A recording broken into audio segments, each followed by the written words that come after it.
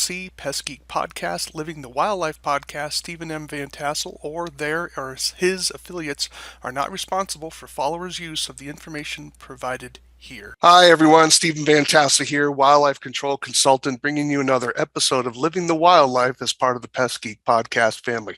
Glad to have you on board. I hope you've had a great week. I'm struggling with a little bit of a cold this week, so it's not the greatest time for me, but we're really glad to have a guest with us today. But before we get to that, do take a few moments, if you would, subscribe to the channel, ring the bell, make sure you're getting all the podcasts that we offer here. As you know, I only podcast once a week. Also, if you don't want to be using YouTube, you can find me over on Rumble as well. And then do join us on Facebook and the Pest Geek Podcast family. Talk about your joys, your triumphs, and your trials within the wildlife control and pest control industry. We'd love to see you there. If you need to reach me, you can reach me at wildlifecontrolconsultant@gmail.com, wildlifecontrolconsultant@gmail.com. Love to hear from you. If you have ideas for the shows, perhaps you want to be a guest on the show, reach out to me. We'd love to have a conversation about that, to be sure. Well, we are privileged today to have our guest, Cody Barbour. He is the Chief Operating Officer of Baton. Now, their full name is Baton Leads Inc., but you can find them on batonleads.com. And they are a marketing company, specifically a referral network generation company. So as you know, marketing and getting customers to come to your company is always a challenge. And we're glad to have him today talking about what his services his company offers and what they can do for you, and to see if you folks are a good fit. So welcome aboard, Cody. Hey, thank you so much for having me, Stephen. I appreciate it. Well, great. We're glad to have you. Tell us a little about yourself, how you got into the whole marketing field, and how your company specializes in the pest control, wildlife control field.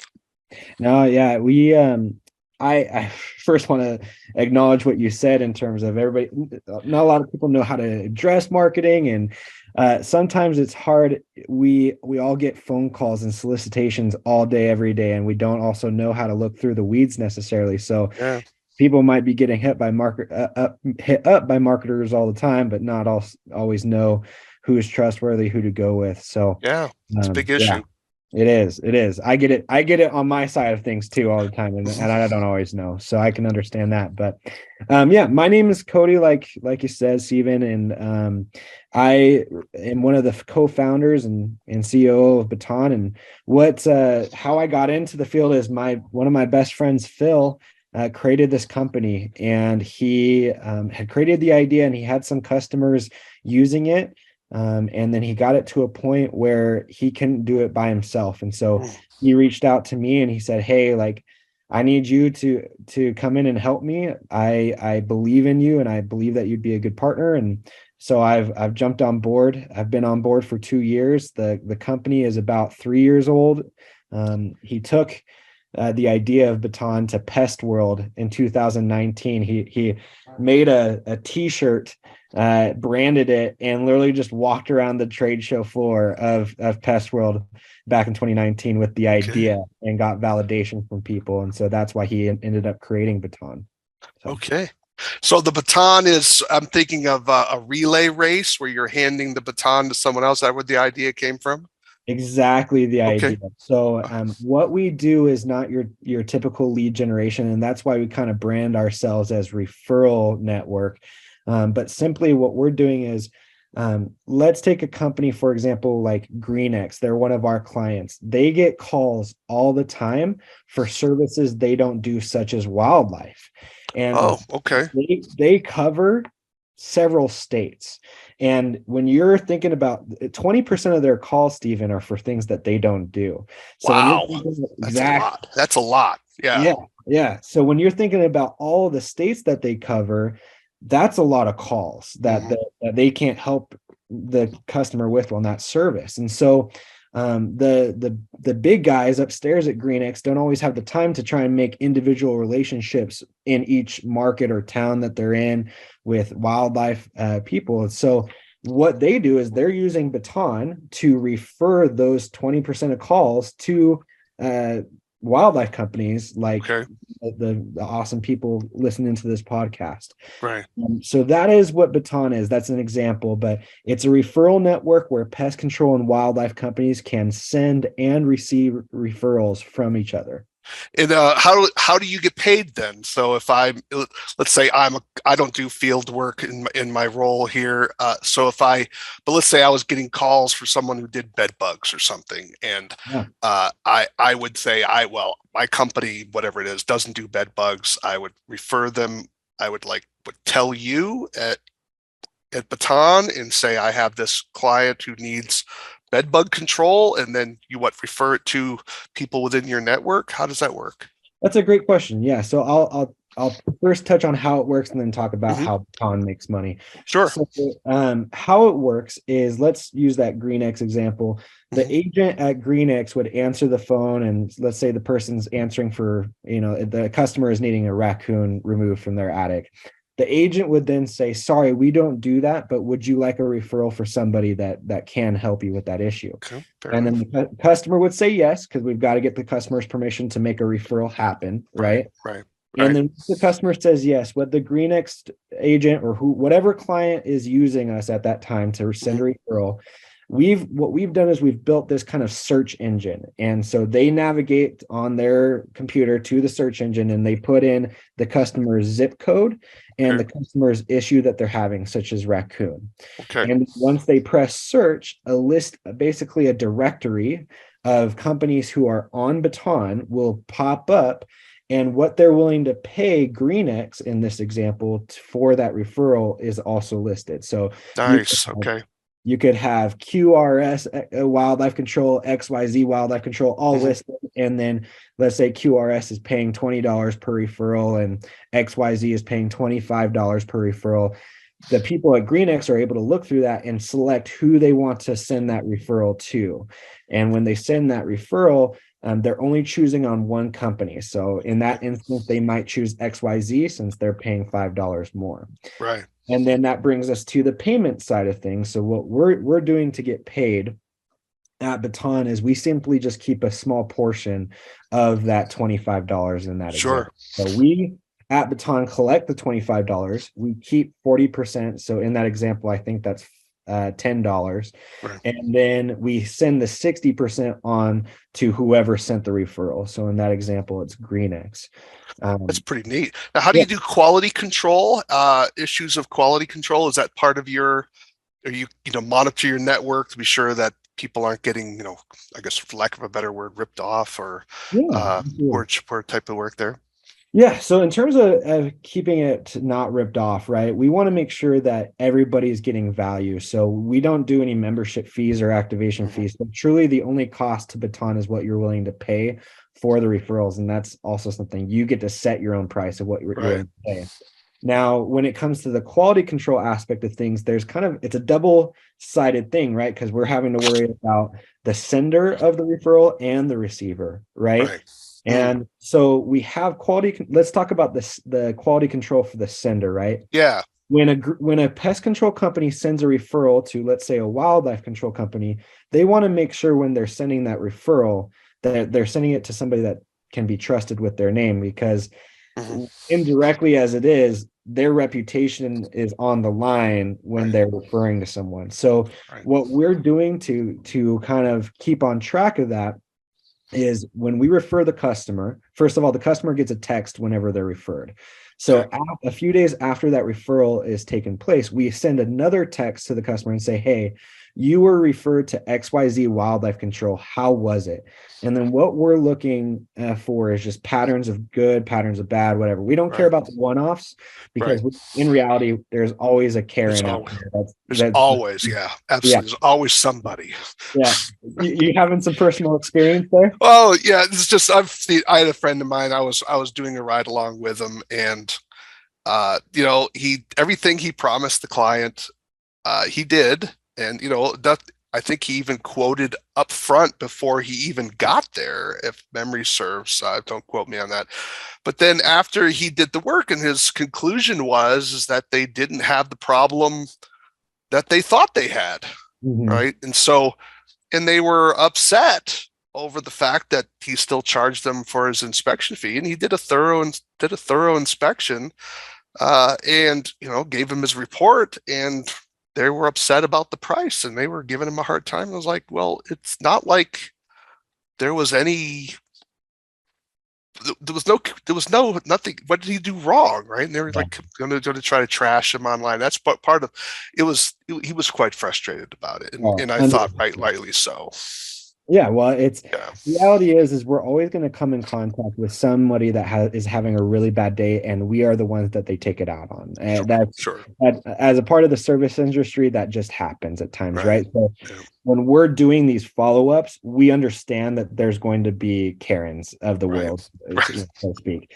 So we're not looking for those. What we're looking for is patterns. If we can see patterns that XYZ wildlife control is not doing a good job, then we're going to probably remove them from our platform, or at least have a very thorough conversation of, hey, if you want to continue getting referrals from pest control companies, they've got to be able to trust you with their reputation. So that's quality control on that side. Does that make sense? That does, yeah. Cool. That makes sense. So how does do you cold call people to be part of the network, or do you ask people to contact you? How does that process, how do you expand the breadth, and I guess in depth of your network? That's a great question. So we do a fair share of cold calling, but as you can imagine, that can run into some walls, because like we said at the beginning of this, right? Everybody's getting hit up by all these other marketing companies or just solicitors in general. So I have about 5 to 10 seconds of somebody's listening to me to actually catch their attention and not come across as just another person trying to steal their money or something like that. Right. I'm here to actually provide them a legit solution and product. So because you're actually calling to help people make money. So that's not too many calls happen that way. Usually it's something that's going to cost you something. You're actually calling this is an opportunity for you to make some money. So that's a little different than what some other calls are getting. So pick up the phone, folks. Pick up the phone. I don't envy the situation, right? Like everybody's got to try and be a gatekeeper of their own wallet, right? And it's a little hard out there. But so cold calling is a part of it, but our most successful avenues are trade shows. So we are a silver sponsor of NACOA. We actually have a contract with NACOA where we actually handle their calls. So NACOA, I don't know if a lot of people know about this, but let me give a little shout out to NACOA here. But their website generates quite a few phone calls throughout the nation. And if you're a NACOA member and you are, and one of those calls falls in your area, you will be able to get that call for free as a part of your membership. So if you're not a member of NACOA, that in itself pays for your membership, because you could be getting a $2,000-$3,000 job right off of that one call. So for those of you that don't know, NUCOA is the National Wildlife Control Operators Association. It's pronounced NUCOA, but it's actually NWCOA.com. It has a .com website because the .org was already taken by somebody else, and so that's why it's a .com. But they're a nonprofit organization. It's a trade organization for people in the wildlife control industry. It's pronounced NUCOA, NWCOA. But you're saying that if you're a member of that, they put your name on their list, and if they get a call, they look at their list and then refer the person off to that particular situation. And that process of what you just described is what we do for them. So we kind of made this little call center specifically for NACOA so that we could help them with their calls that they get and get the call sent to their members. And so the whole thing is free for members. So if you ever get a call from a NACOA that is from a NACOA customer, you're getting that for free, which is getting that free. So in terms of the wildlife control operators, so you say you base it on zip code, which makes perfect sense, right? Because zip codes, it's universal throughout the US. Wildlife control operators tend to have pretty large areas compared to pest control counterparts.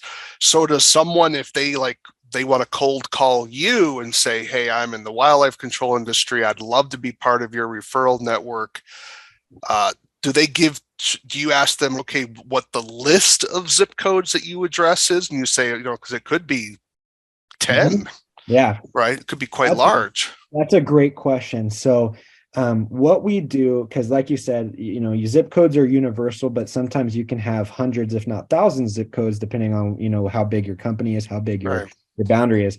Most people don't have their list of zip codes readily available, unless Yeah. a lot of times franchises do. So Right. if you're a franchise of one of the those big companies out there, you can you most likely have that list, but most people just don't have that list. So we actually have a software that allows us to draw on a map, and I'm on that phone call with you, draw on the map, and Oh, then okay. it'll capture all of the zip codes within that boundary that we draw. Oh, So cool. that Okay. yeah, that's kind of how we do that with all So of our they profiles. so they don't have to look it up before they call you. They just tell you the towns or counties that they work with, and you'll just draw it in your software yourself. All right, that's pretty neat. Okay. Yeah, it's That awesome. saves a lot of time. Yeah. Exactly. So usually me and whoever will meet on a Zoom call or a Google Meets call, and I'll share my screen, and they'll be able to look at the exact map as I'm tracing that as I'm seeing. So, so we get a lot of our business through conferences. I was mentioning that we're a sponsor of NACOA. Mm-hmm. We also go to Pest World each year. We try to attend as many of the state association conferences as we can, but that can be a little time intensive. Tough. I can, yeah. Plus the overlap of dates is going to be a problem as well. So yeah. Yeah, it's crazy because like in the winter months, there's a bunch of association meetings, but Right. April and May, there's like It's nothing nothing. because everybody's ramping up for That's right. busy season. You know what I mean? Gotta make hay while the sun shines, as they say, without Yeah. a doubt. So your company has been involved in this for 3 years now. Are you looking to expand? Are you looking to expand your nationwide? I would assume. Yeah. Are you So looking to expand internationally? Offer um different services? that's a great question. So internationally, not so much. However, other services, yes. So Okay. our I don't have a business card on me right now, or else Okay. I'd show it in the camera, but Yeah. our logo is the outline of a house, but it's turned into a recycle sign. So the reason why we did that, and anybody who wants to see the logo can go to our website, they'll see it right there, Okay. batonleads.com. But Sure. the reason why we did that is the vision is to eventually get into all the home services, so that if, for example, a plumber Yeah. goes to a house and while they're working on that plumbing issue, they see an electrical issue, they can say, hey, I don't do this work, but you have this problem, Mr. Customer. Here's a contact for you to give a call to get this problem resolved for it. Mm, That's the eventual vision, but right now we're trying to get it all nailed up and get a very strong presence in the pest and wildlife industries, because right. that's where my business partner came from, was from the pest industry. He worked for a bigger nationwide company, and that's where he saw this opportunity to try and solve this problem. So Yeah, because I can see in the wildlife control space, although a lot of wildlife control operators are certainly getting more involved in what I would call minor home repairs, is typically to repair the squirrel hole or the raccoon damage or something like that, because a lot of contractors won't touch that. It's not worth their time. yeah, But when it comes to some of those bigger jobs, if a wildlife control operator can have a relationship with a contractor, that would be huge. absolutely. Because they're crawling around attics, they're doing all kinds of stuff. So, think about chimney sweeps, uh, contractors, roofers. There's a lot, and not to mention landscaping and lawn care type stuff. I mean, there's a lot of intersectionality within all of those types of businesses. There could be a lot of referrals. And if you have a company getting 20% of their calls for services that they don't provide, that could amount to a serious amount of change after a while. Absolutely. So I mean, you're getting the vision of Yeah, Baton. that's a We're fact. here, Yeah, yeah, that's because an interesting phenomenon. Yeah, a lot of people have already, and there people listening to this probably already have like little referral circles where they have a local pest control company they might refer calls to if you're just doing wildlife or whatever. Everybody has those in place, and what we want to do, we're not here to interrupt that. Like if you have that, great, keep it. But if there's ever a call that you're getting for that you can't refer to one of your buddies, send it through Baton and you get paid for it a little bit, Right, And right. then vice versa, you're going to be able to receive referrals from bigger companies that you may not have been able to reach the executive you needed to talk to in order to get those referrals coming your way. Okay. So what is can you describe a little bit of the process? Let's say we have a wildlife control operator who says, I'm really interested in this program. What are the steps this individual needs to take to get the process started to give referrals? What do they need to do? Yeah, so we understand at Baton that we're not a backbone of a business, right? So we try to keep it as simple as possible. We're not a CRM, we're not anything like that. Yeah. We're just a referral network, so we're expendable. So we want to keep it as simple and as just simple as possible. So to get set up, we usually just run through a demo so you can visually see how it works for you, both sending referrals and receiving referrals from others. And then once you see that, and if you're interested in actually getting signed up, we'll just go through an onboarding form where we get all your information. We get your zip codes, we get the services that you want referrals for, because if you're a wildlife control company, but you don't want to get calls for larger game like bobcats or what, we don't want to send you those, right? Right. So we're going to go through a very thorough list of services that we could send you referrals for and make sure we take out anything that you don't want. And then we'll complete the profile and go from there. That whole entire process of, the demo plus onboarding is about 45 minutes to an hour. Okay. That's not too bad. We try to keep it simple. And then that way, literally you hit the ground running. You don't usually have to do any phone call after that unless you have any questions. You can obviously reach out to us, and then we'll answer your questions as it pertains to your profile or whatever. But we try to keep it simple. So once someone's signed up, they go through the process and sign up. Is there a mechanism? Do you renew that on a yearly basis, or how do you touch base with them? So the reason I ask is in my day job, I have a list of wildlife control operators that I will give to people that call my office, and I just make it a habit of every year I call to make sure that the information I have in my referral is still accurate. Mm-hmm. And if there's been changes, and surprisingly, not everyone obviously, but there's a few people where some of the changes can be significant. Yeah.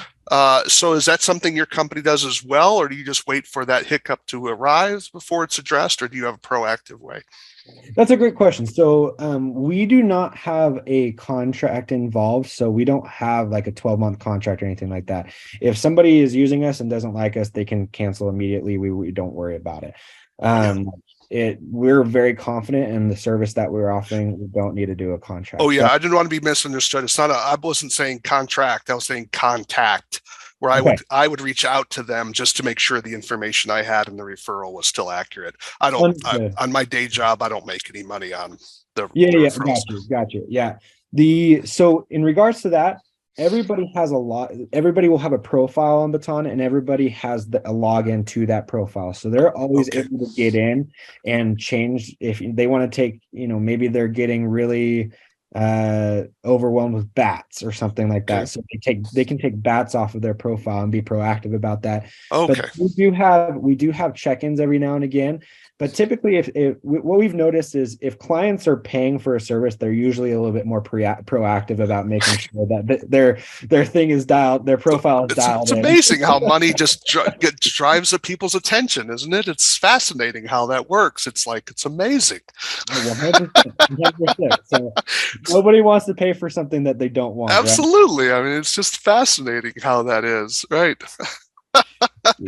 Joe Smo getting 20 referrals for dogs and cats. They're not going to want that. So So are there any clients that you think this service, I'm trying to think of one. I can't think of one, but maybe you can. Is there a client where this service wouldn't work for them?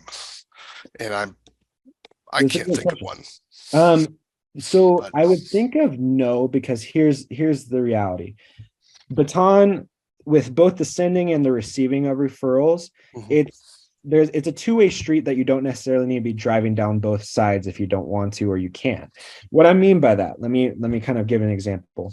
If you're a wildlife company and let's just say you're a solo operator, or maybe you got a couple of technicians and you guys are just booked out like for weeks, Yeah, you don't necessarily want to receive referrals and pay for referrals, because a lot of times you're going to be paying for something that you can't get to. You're not going to be able to monetize off of that, right?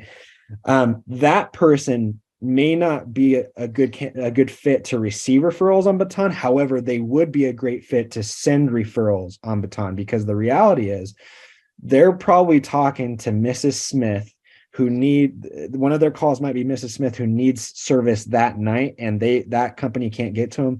They can use Baton to refer Mrs. Smith to somebody that can and wants to help Mrs. Smith that night. okay.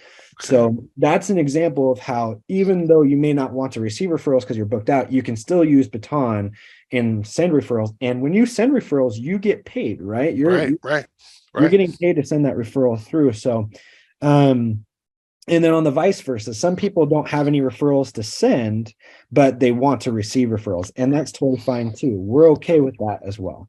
Yeah. So, So yeah, yeah, so if you're either getting calls that you not or for services you don't provide or can't provide, you get money, or you could receive the referrals and you're going to get the money. So because of the money from the client, obviously, because you have a job you didn't have before. Yeah, it's like a got to be good win-win at all the way sales, around. right? Yeah, it's sort of like it's a why you're like why didn't we think of that earlier?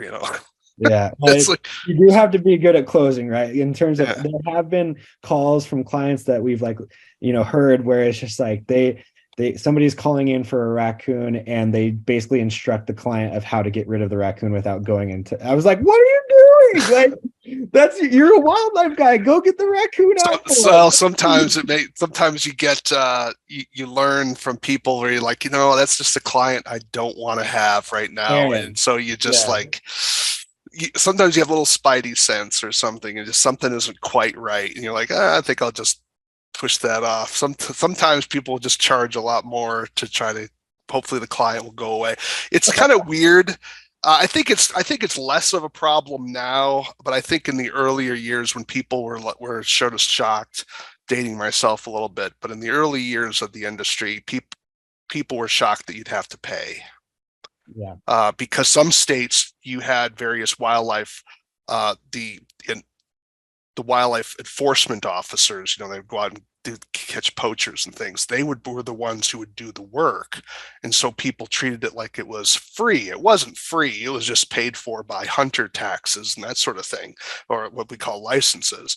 But now, when the states shed a lot of that back in the early '80s, they basically created this privatized industry, and so it took a while for people to get to recognize, oh, I have to pay for this. I think it's less of an issue now in most of the country, but Mhm. you would get some people you're like, I don't know if you're just not sure if you want that client. It's just some client from hell, or maybe give it to your competition or something. I can understand that. Yeah, There's people at times that I try to stay away from with what I do, but you're totally right, yeah. and even today there are still people that expect a free Oh, service. absolutely. Yeah, it's still out there. I'm sure your listeners are like, yeah, Yeah, I deal with that it's every still day. out there, but I think with every passing year, it's diminished. Because I remember once talking to a critter control franchise owner. He says we actually like it when there's competition in the town, and I'm like, really? And it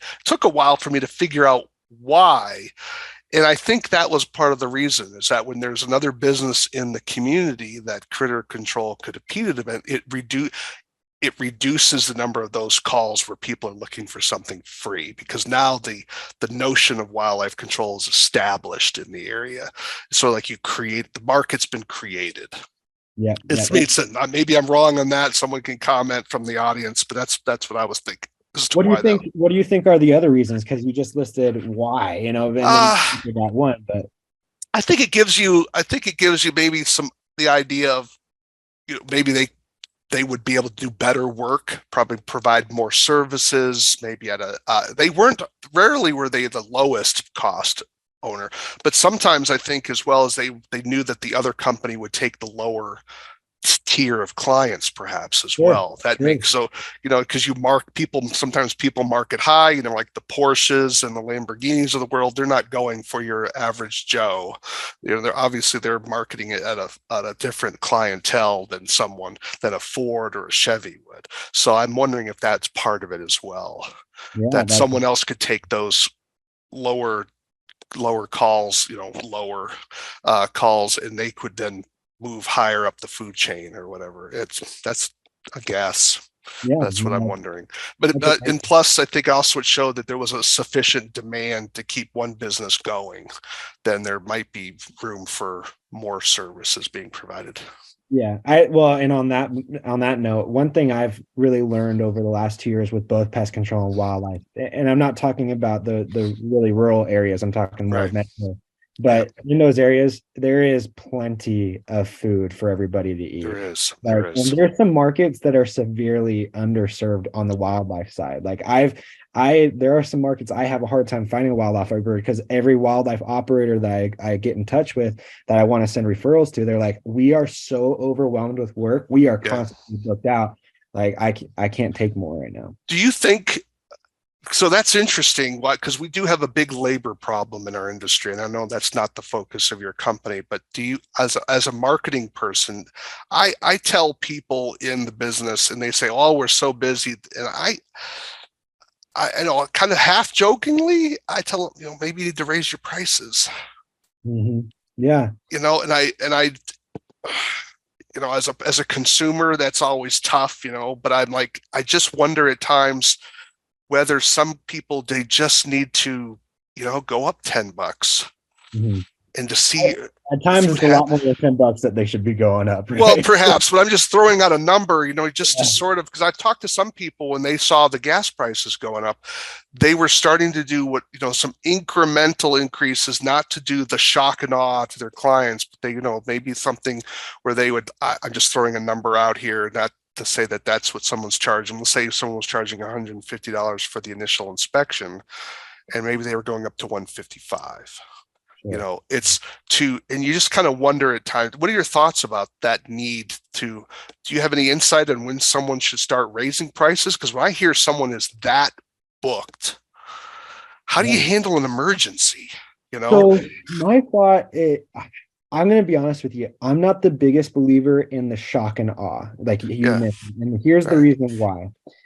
If you're a people, you need to first of all become a people person. If you're a business owner or if you're client facing, you don't have the option to not be a people person. You have to be a people person if you're wanting to grow your business and to be a profitable business. Right. So read books and whatever you need to do to be able to be more personable. But when you're with the client, if you educate the client on why that is necessary or why your service is necessary, when you drop the price, it'll become a lot more of an educated decision for them to do it. For example, if I'm a consumer, because in this instance, I'm not doing the wildlife work, I'm not doing pest control work.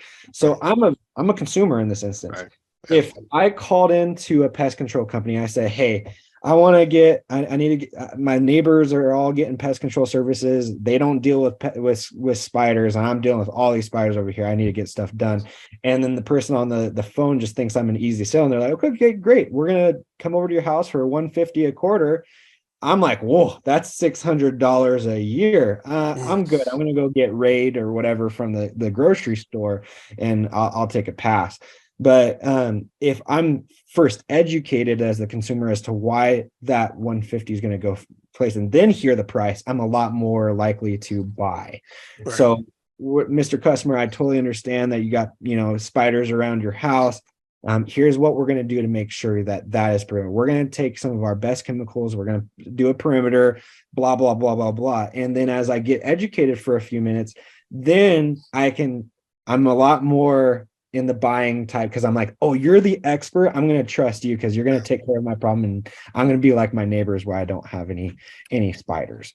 Well, Um, without a doubt, yeah, there's a definite need, and to I do think that's the more educated the clients are, it helps the industry as well because it also helps weed out the quacks that are always in every industry where people are just fly-by-nighters that aren't serious about what they're doing, and then people get hurt or ripped off, or they get work that's below standard practices and that sort of thing. And yeah, yeah, an educated clientele could go a long way in yeah. helping our industry.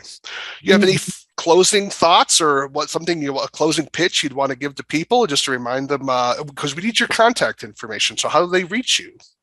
Well, people can reach out to me directly. I have my cell phone, and that's 916-201-2603. If they want to reach out, we can definitely talk about Baton. If they want to ask about other things like other marketing items, like I'm happy to give.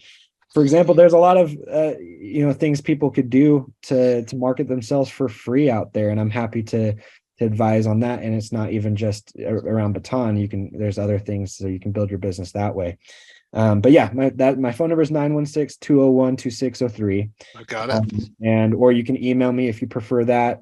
And that's Cody at batonleads.com. And that's spelled B as in boy, ATON, LEAD as in dog, S.com. .com. Yeah. Okay. People can reach out that way. And yeah, so as you said before, it's about 45-minute to an hour intake process, and they could be in your referral system both to and from, or however they want to do it. If they just want to be on the to side or the from side, all that is available as well. It's completely customizable to whatever anybody needs. We're happy to work with you. We try to be as fair as possible, and we want Sure. to have those relationships in the industry, because reality is if you're John Doe and you're using us just to receive, but you're happy with us, well, then you're probably going to refer us to your friend who might want to do both, or whatever. So we want to make sure it's a good experience for it all. Well, I want to really thank you for coming by, Cody. This has been a fascinating discussion about what your company does here in terms of this referral thing at batonleads.com. I'm fascinated by it. And so just want to put it out there again. Your contact information is 916-201-2603 as a cell, and you can reach Cody there if you want to talk more about becoming part of his referral network, or you can drop him an email at Cody, CODY, at Baton Leads, that's BATONLEADS, batonleads.com, Cody at batonleads.com. If nothing else, if you get one job a year out of it, you've made some money either on the receiving end or the giving end. So it sounds like a pretty low hanging fruit here, folks, to have some free lead generation so you can make money on referring leads off to other people. And if as their business grows, you may have more opportunities for referrals down the road. We're really glad to have you here today. So any closing thoughts before I wrap up the show? No, I'm grateful for you, Stephen. I hope everybody out there is great, and they've all defined their own personal vision of what success looks like to them. Because in today's world, there's definitely a worldwide media that wants to paint a picture of success, and that's not what it should be. So everybody should only paint their own picture of what success looks like, and that's what they should go for. Okay, well, good enough. I think those are some wise words for you to make sure that you're building the life that you want to lead for yourself and for your clients. Well, I'm Stephen Vantassel. You've been listening to Living the Wildlife. Just a few moments to take a moment, of course, to subscribe to our channel. Make sure you ring the bell. You need to reach me. You can reach me at wildlifecontrolconsultant@gmail.com. That's wildlifecontrolconsultant@gmail.com. Love to hear from you. Of course, you can visit my website, which is wildlifecontrolconsultant.com. Really glad to have you on board. And you can visit us, of course, on YouTube or on Rumble, either way. And then do join us on Facebook with our Pest Geek podcast family. We'd love to have you join us there as well. And remember, this is Living the Wildlife. Why do we call it Living the Wildlife? Because we want you to live the wildlife, not be the wildlife. Take care, everybody.